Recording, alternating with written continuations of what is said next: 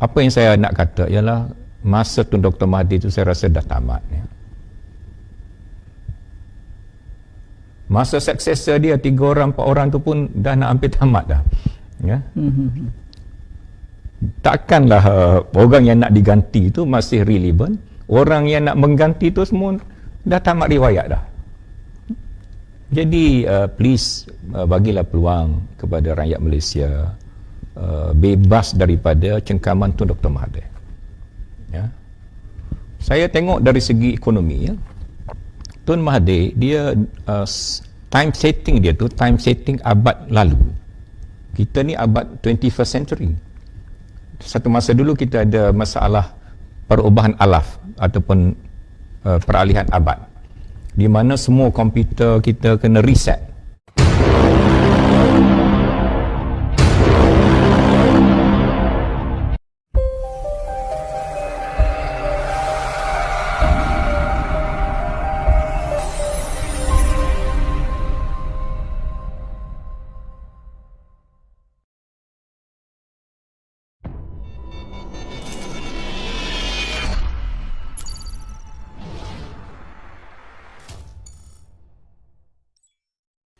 Jangan lupa subscribe ha. Ingat ha, subscribe ha.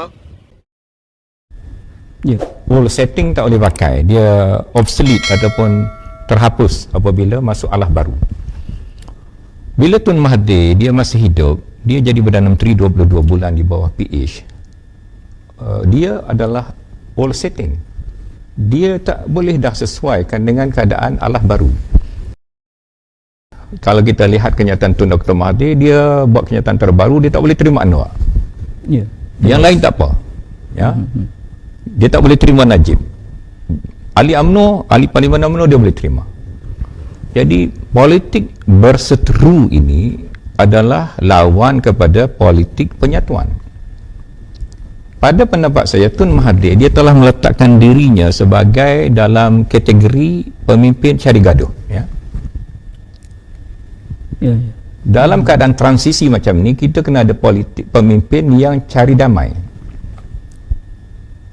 ya. Tetapi prinsip-prinsip utama, parameter utama kena dihormati, macam mandat rakyat, pilihan raya lepas, siapa yang dapat mandat, PH ya.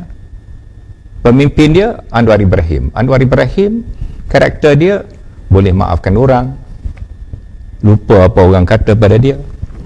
Tun Mahathir dulu hentam dia, penjarakan dia, dia boleh maaf, terima Tun Mahathir sebagai pengurusi PH, boleh terima Tun jadi Perdana Menteri. Dalam mesyuarat PH yang terakhir, Datuk Seri Anwar Ibrahim kata, please carry on Tun, you sambung terus, you jangan fikir nak berhenti, saya akan sokong sampai habis. Ini karakter dia ya. Tetapi Tun dia tak balas dengan positif ya. Dia memisahkan diri daripada PH atas alasan Tan Sri Muhyiddin bawa keluar, bersatu daripada PH. Dia nak tubuh pejuang, dia dah tubuh pejuang, dia tak masuk balik PH. Dia kata pejuang tak ada kena-mengena dengan PH, tak ada kena-mengena dengan PN. Dulu dia buat alasan masalah Muhyiddin, dia dah ada parti baru sendiri, dia jadi Presiden dan pengurusi.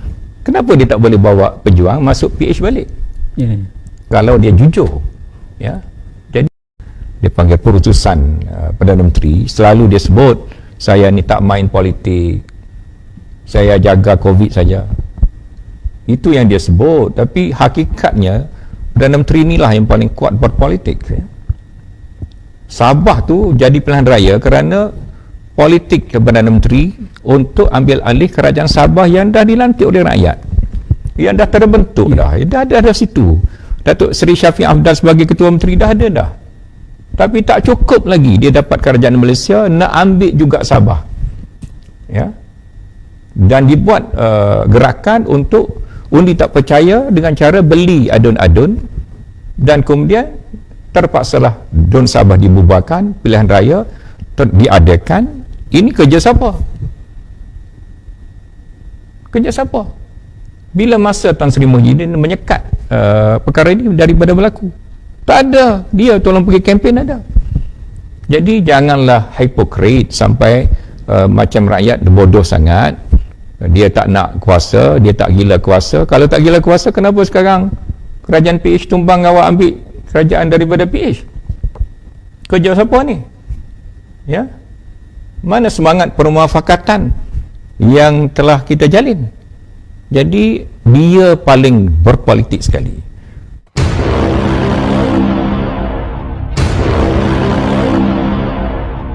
Politik ini hanya untuk kuasa.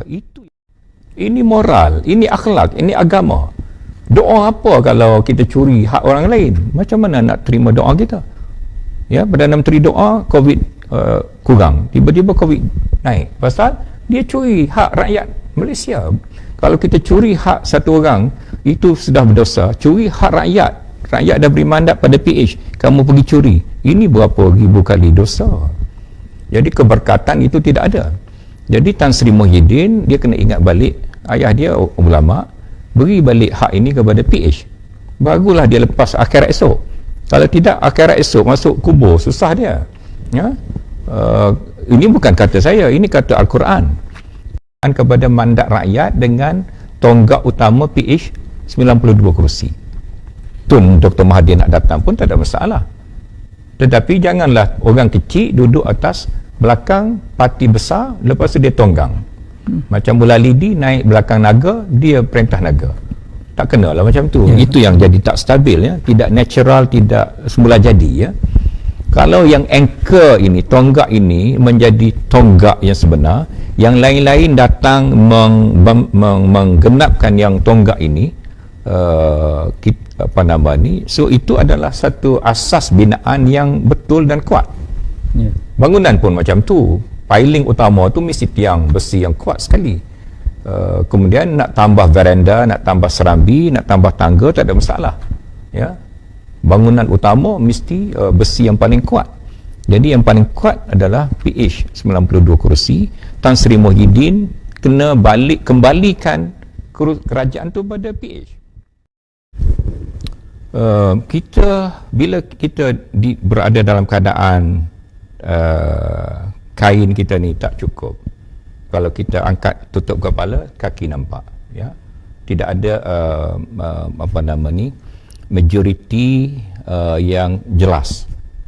Tetapi anchor dia, tonggak dia adalah PH sebagai en blok 92 kursi yang paling besar dalam parlimen berbanding parti-parti yang lain.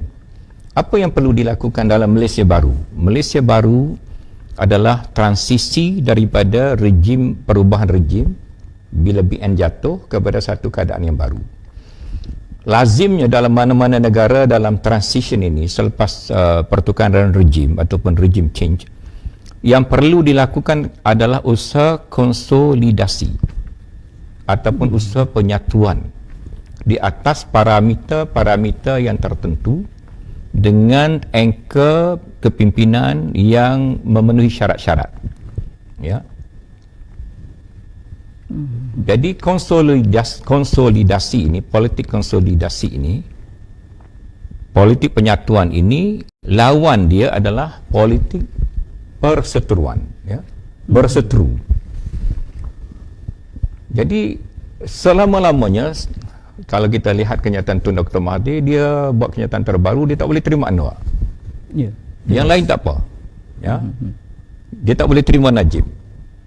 Ahli Parlimen UMNO dia boleh terima. Jadi politik berseteru ini adalah lawan kepada politik penyatuan. Pada pendapat saya, Tun Mahathir dia telah meletakkan dirinya sebagai dalam kategori pemimpin cari gaduh, ya. Dalam keadaan transisi macam ni, kita kena ada pemimpin yang cari damai, ya. Tetapi prinsip-prinsip utama, parameter utama kena dihormati, macam mandat rakyat, pilihan raya lepas, siapa yang dapat mandat? PH, ya. Pemimpin dia Anwar Ibrahim. Anwar Ibrahim, karakter dia boleh maafkan orang, lupa apa orang kata pada dia. Tun Mahathir dulu hentam dia, penjarakan dia, dia boleh maaf, terima Tun Mahathir sebagai pengurusi PH. Boleh terima Tun jadi Perdana Menteri. Dalam mesyuarat PH yang terakhir, Datuk Seri Anwar Ibrahim kata, please carry on Tun, You sambung terus, you jangan fikir nak berhenti. Saya akan sokong sampai habis. Ini karakter dia, ya. Tetapi Tun dia tak balas dengan positif, ya. Dia memisahkan diri daripada PH atas alasan Tan Sri Muhyiddin bawa keluar bersatu daripada PH. Dia nak tubuh pejuang, dia dah tubuh pejuang, dia tak masuk balik PH. Dia kata pejuang tak ada kena-mengena dengan PH, tak ada kena-mengena dengan PN. Dulu dia buat alasan masalah Muhyiddin. Dia dah ada parti baru sendiri, dia jadi Presiden dan pengurusi. Kenapa dia tak boleh bawa pejuang masuk PH balik? Kalau dia jujur, ya. Jadi politik permusuhan ini menghalang usaha-usaha ke arah Malaysia baru. Dan konsolidasi ini boleh dilakukan, politik penyatuan ini, dengan cara pihak-pihak yang lain menyokong Pakatan Harapan dengan terma-terma yang mereka persetujui. Baru kestabilan negara boleh wujud. Termasuk Tengku Razali. Tengku Razali bila dia bawa usul, dia nak undi tak percaya pada Tan Sri Muhyiddin, dia dah keluar daripada konsensus UMNO, ya.